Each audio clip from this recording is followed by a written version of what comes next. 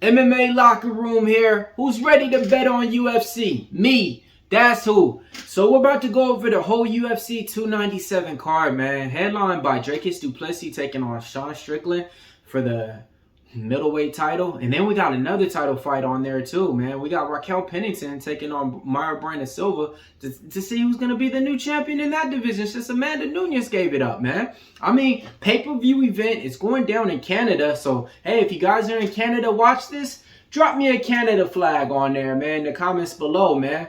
All right, now look, man, we got a lot of good fights to talk about, man. We got some good fights I got announced for UFC 300. We got the BMF title, Justin Gaethje versus Max Holloway on there. We got Jim Miller versus Bobby King Green on there. But that's UFC 300, man. That's just some of the news that came out this week.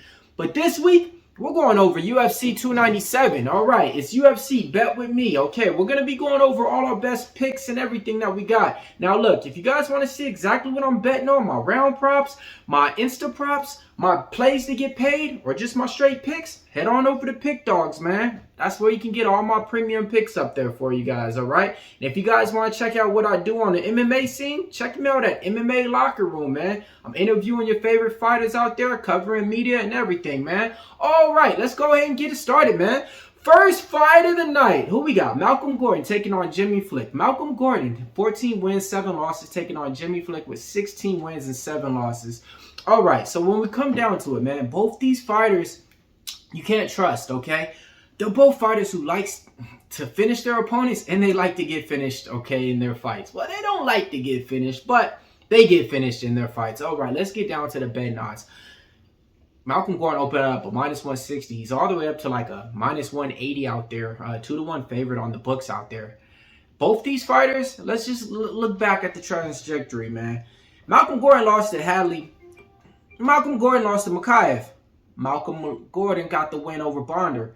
And he got the win over Figueiredo. Not that Figueiredo. But look, man, the way that he lost is the way that Jimmy Flick wins fights. Jimmy Flick, he's coming off a loss to Costa. And then he's coming off a loss to Johnson. But he's coming off a win against Cody Durden where he subbed him. Now look and listen, man. Malcolm Gordon's been subbed at least 2 times. Jimmy Flick has a sub on his record.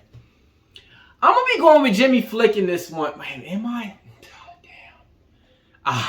I'm going with Jimmy Flick, man. I'm taking the dog in this one, man. I think he has a path to victory out there, and there's no way I'm laying chalk on Malcolm Gordon. And to be honest, I'm not betting on this fight. My best bet is under 1.5, okay? All of Malcolm Gordon finishes, he got finished pretty much in the first round or something, or under 1.5. Jimmy Flick, you can't trust this guy either, man. So my best bet would be fight not go the distance in that one.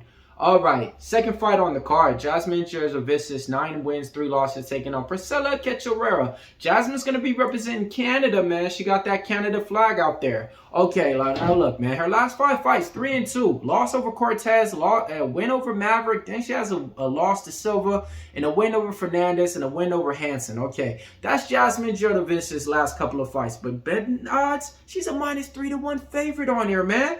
And Cachoeira, man, let's go over her record. I mean, last fight she lost to Maverick. Nothing wrong with that. But she did get the win over Lipsky. She did get the win over Kim. And a loss to Robinson. And then, I mean, a win over Gina Mazzani. But look, man, Cachoeira, she's going to stand out there and bang with you, man. I think this is going to be a great fight. And if you guys are trading fist for fist, Cachoeira can put anybody lights out, man. But I think Jasmine's going to mix in the takedowns and get this one done. I'm going to be taking Jasmine Jasovicius to get this one done in that fight. Third fight on the card, man. We got a banger. Johan Lioness, 9 wins, 2 losses, representing Canada. Taking on Sam Patterson, 10 wins, 2 losses, 1 draw. All right. Johan Lioness, man. This guy came out. He goes by like the White Lion or something, man. He has a lot of power whenever he's striking, you know. But the thing is this. As of late, it seems like he's gun shy. It seems like he's scared to throw. I mean, he did come off the couch, you know, and take the L in his last fight out against Matt Malott. But before that, he got the win over Weeks. And then he took the L against Gabriel Green in a fight that he was winning. And then he gassed out and got KO'd. And in that fight, we had him in that one too, man. So the gas tank on him, the cardio, he can't really trust. His gym, it's improving. He's working out at TriStar. That's over there in Canada. So that's going to give him the benefit of the doubt. His opponent, Sam Patterson, is coming off a loss against Ashmos in the fight that we had Ashmos in, and he got KO'd in there. Okay, he has 4 wins over other regional fighters, but I'm going to be honest in this one, man. It's going to be striker versus wrestler. Nah, striker versus striker in this one. But if Sam Patterson mixes in the takedowns, he usually only uses his wrestling when he's like, has nothing to go on and he has nothing to rely on. I think Lioness is going to get this one done. He's a minus 140 on the books as well.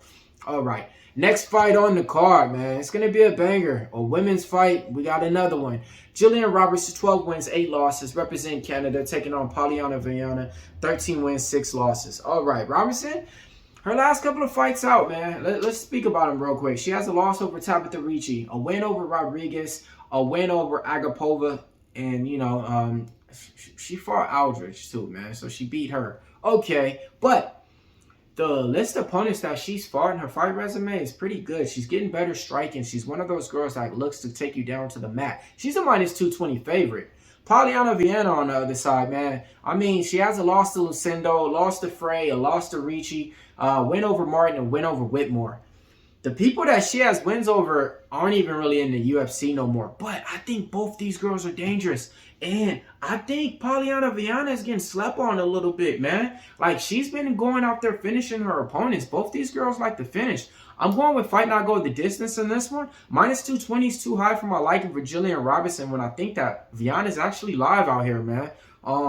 Yeah, so, yeah, it's crazy a little bit.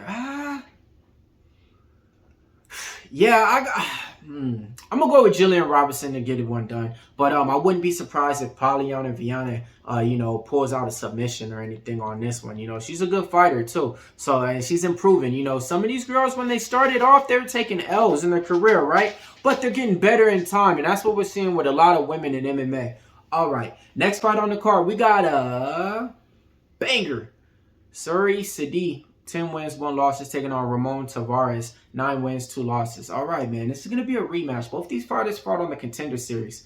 And they got called short quick. Like, pretty much, Sadi knocked down Tavares. Tavares hit the floor, and the ref just stopped the fight.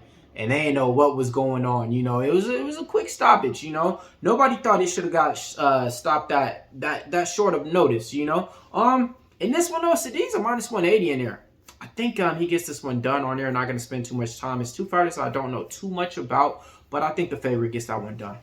All right, next fight taking place. Charles Jourdain, 15 wins, 6 losses, 1 draw.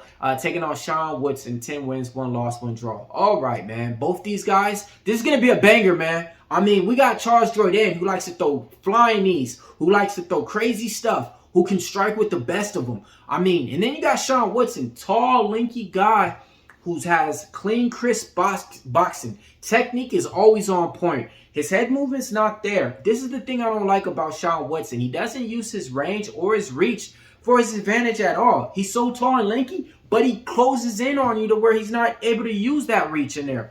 All right, bet odds. Charles Jourdain, minus 180 on the books. I'm going to be honest with you guys, man. I bet this a little bit earlier on in the week, man. I'm taking Sean Woodson in this one.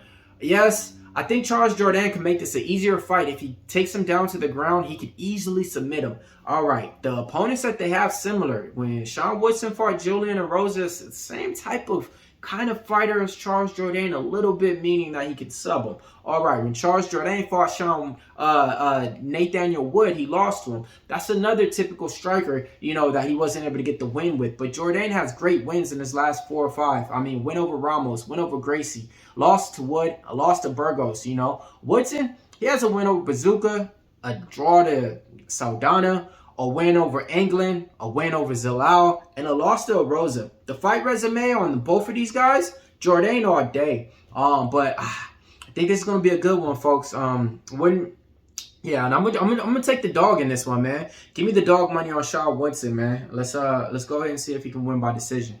Next fight taking place, Brad Katona, 13 wins, 2 losses, taking on Garrett Armfield. 9 wins, 3 losses. All right, let's talk about it, man. Brad Katona, man, won the Ultimate Fighter a long time ago. Then he left the organization after a couple of wins and losses. Wasn't kept around, okay? But they let him go a little bit too premature, too early. This is when they have a plethora of fighters, and if you weren't doing something entertaining, they were just putting you on the show for just cutting you.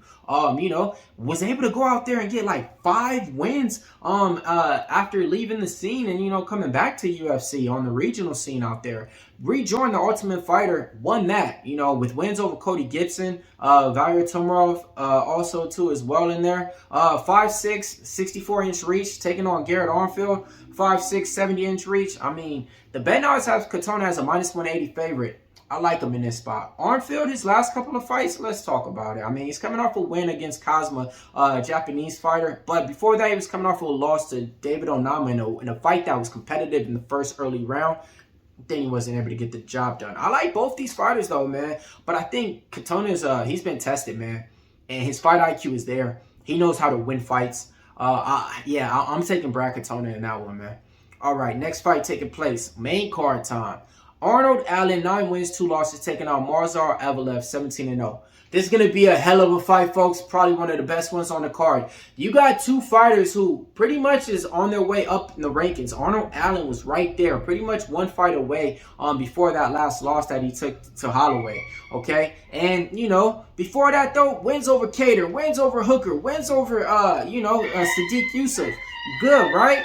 Marzar Evelev, though, man, he hasn't really been getting those same type of fight opponents, so he's going to have a big step up in competition with Arnold Allen here, Both these fighters have good metrics that I like. 5'8", 70-inch reach for Arnold Allen, 5'7", 72-inch reach for Evelev. We're going to have a striker in Allen, wrestler, grappler in Evelev.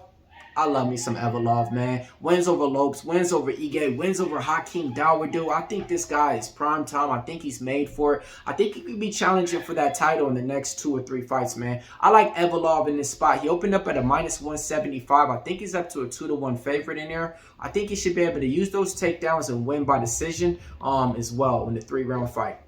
All right, next fight that I like. We're talking about Chris Curtis, 30 wins, 10 losses, taking on Marc-Andre Barriault, 16 wins, 6 losses. All right.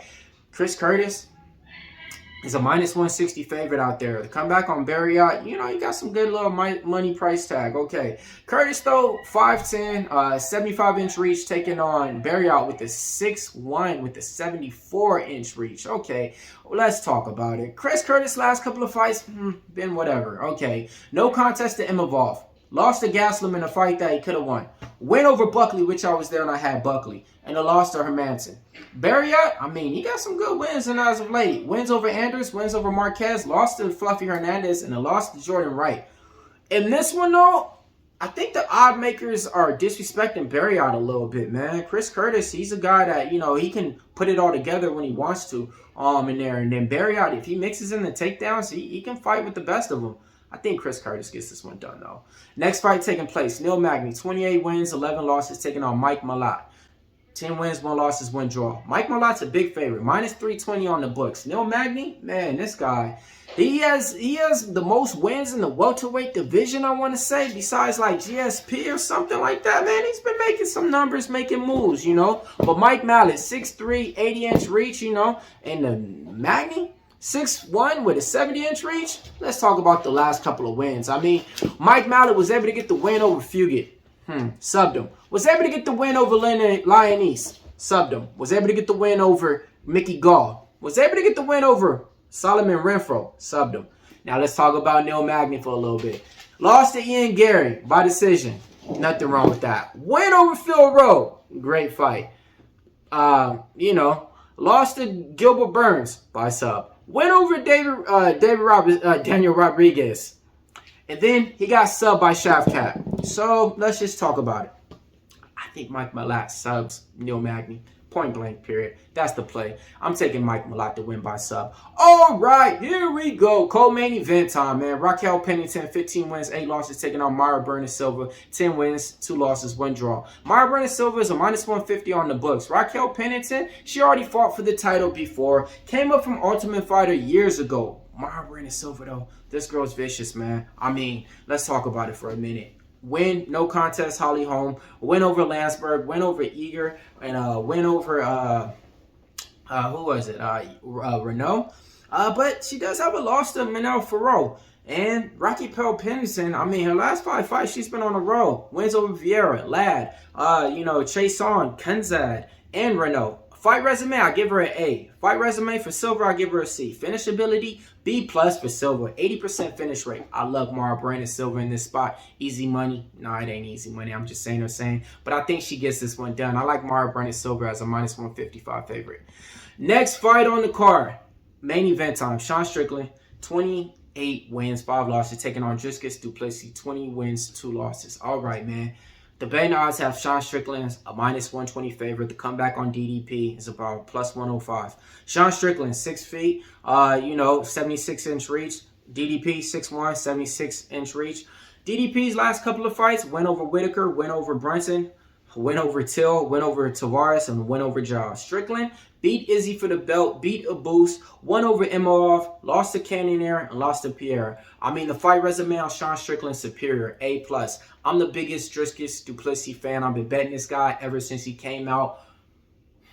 But if you guys are asking me for the pick and the prediction, I think Sean Strickland wins. I think this is the worst matchup that DDP could have ever got out there. The way that Sean Strickland moves his head and everything, I think he might even be able to knock out DDP. But me, I'm a loyal fan, so I bet on DDP.